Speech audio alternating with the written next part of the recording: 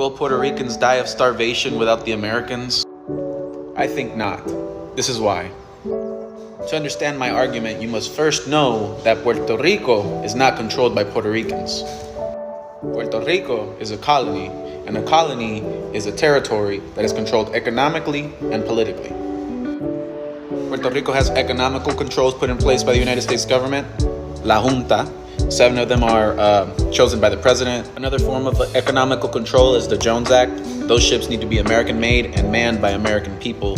These ships cost $250 million to make. And political control. We all know we can't vote for president if you live in Puerto Rico, and we really don't have any say in anything that goes on federally.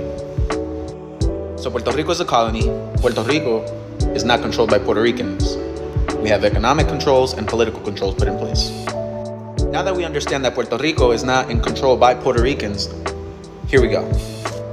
This is Puerto Rico's GDP, gross domestic product, right?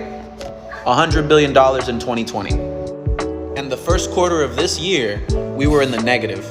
We exported 1.7 billion and we imported 2.3. Okay, so I'm just complaining, right? What do we do if we are independent without American colonial control, right? I present to you Singapore.